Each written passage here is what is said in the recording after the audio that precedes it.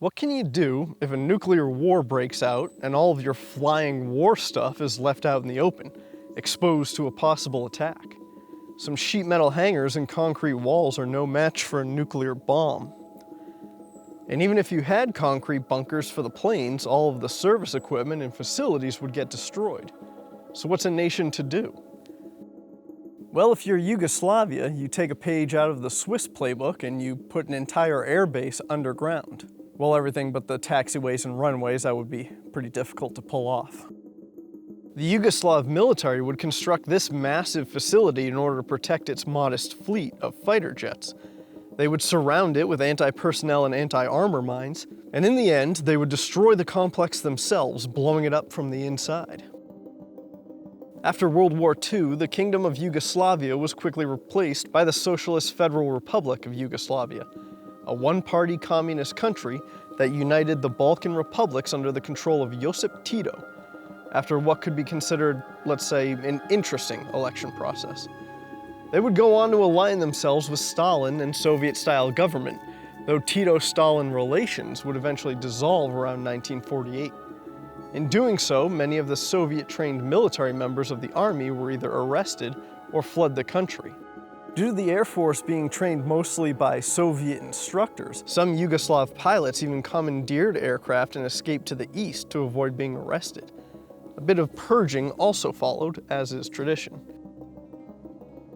Unlike most Eastern Bloc and Soviet-inspired governments, though, the rebuilt military under Tito had a policy of neutrality and non-alignment. And on top of that, a desire for total self-sufficiency. America saw an opportunity to support an anti-Soviet Union government in Eastern Europe, and a small amount of trading and support began, though not as official allies. The Yugoslav government established an arms industry that became quite successful, with equipment designed and built in-country, and even exported some material to other countries. The army and associated companies designed and built everything from guns to armor to aircraft.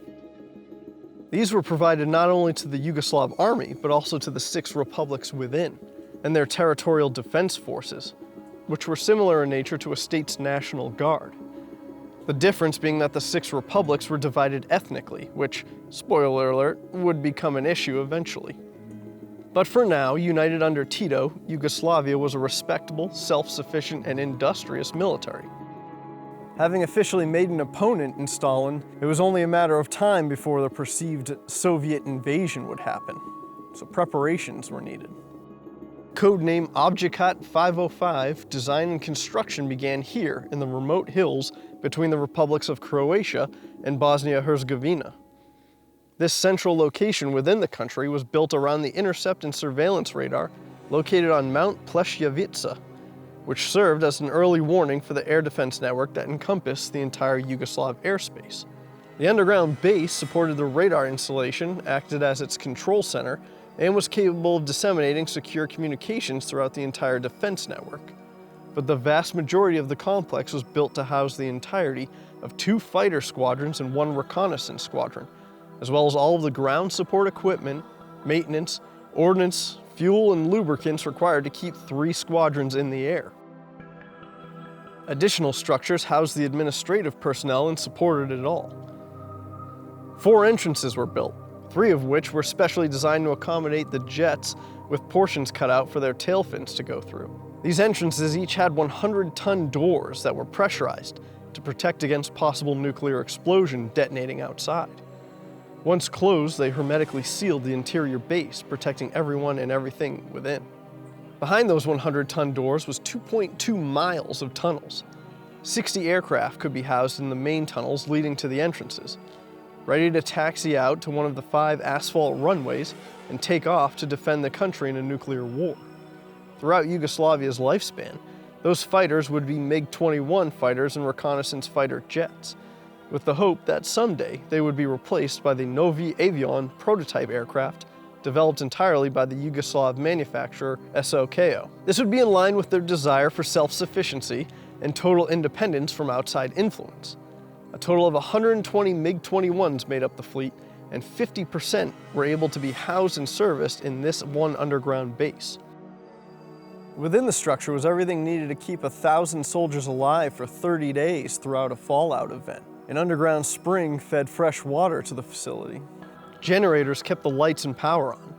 Berthing and a mess hall were built in with massive stores of food for the people. To fight the perceived oncoming war, weapons and ammunition were cached along with everything needed for the aircraft, including oil, fuel, oxygen, and the workshops and supplies needed to fix and maintain them.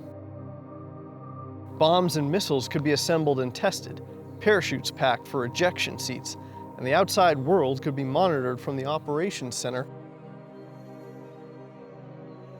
The mountain and its 5 runways were all protected by radars, surface-to-air missiles, mobile infantry and military police, and 2 jets were kept on alert at all times to launch in the event of immediate conflict. But as you can see, nuclear war never came. What did come was 10 years of internal conflict. After Tito's death in 1980, his unifying powers would disappear, and the nation would have over a dozen presidents in the preceding 12 years. Throughout that time, tensions among the 6 ethnic republics that made up Yugoslavia began to bubble into revolution. Throughout 1991 and 1992, 4 of the republics declared independence, leaving Serbia and Montenegro as the only remaining groups within the remnants of the country. Operations were regularly launched from this airbase to support operations meant at preventing secession. With the distinct republics pulling their respective guard and armies from service to Yugoslavia, Croatia and Bosnia-Herzegovina essentially removed themselves from the Yugoslav People's Army and took control of the border area that the Željava Aerodrome was located along. A withdrawal of personnel, aircraft, and resources began by Yugoslav People's Army as they pulled back to Serbia. If you're not trained in strategic or tactical withdrawals, one of the tenets is sabotaging any equipment that could be of aid to your enemy. And that is exactly what the retreating soldiers did. Along the runway, they filled pre-built gaps with explosives, blowing massive craters along the length in order to prevent its immediate use by Croatian or Bosnian or Herzegovinian forces. These had been built in specifically for this purpose and can still be seen today. That prevented use of the runways and taxiways, but what about the facilities? Well, 56 tons of explosives was the answer to that. Serbian forces blasted the major components that allowed the base to operate in any capacity, including the mechanical and electrical components, life support equipment, and even those blast-proof doors. The explosions caused an internal fire that lasted for 6 months, with smoke seen coming from the tunnels until it finally extinguished itself. Everything inside sits exactly as it was after the destruction over 30 years ago. Throughout its existence, much like many other military sites of Eastern Europe, the Americans spied on it. In fact, the first spy satellites of the Corona satellite program was used to obtain imagery of it. Corona utilized a very unique recovery method by returning the cameras to Earth, deploying parachutes during the descent, and then using a plane with a special recovery hook to catch and reel in the film for processing. All around the airbase was thousands of anti-personnel mines that were meant to keep out anyone who might be sneaking onto the secret airbase. Many of those mines are still here, hidden in the hills and the vegetation, slowly decaying, and probably becoming more volatile to disturbance. This was exposed as a problem in 2000 when a Bosnian Air Force major set one off while foraging for mushrooms. The resulting blast killed him.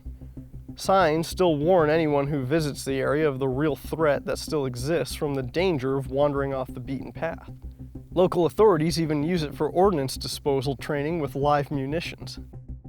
Within the complex, there is a small risk of inhaling dangerous chemicals and dust, with care needing to be taken if you venture deep into the bowels of the site, where the operations cell was located. I enjoy taking you on these adventures, but I'm not in the business of risking my respiratory system for it. From my research, though, it doesn't look too much different from the outermost portions of the facility. Most of it was destroyed in the sabotage and following fire anyway. I think you get a good idea of what it was like, though.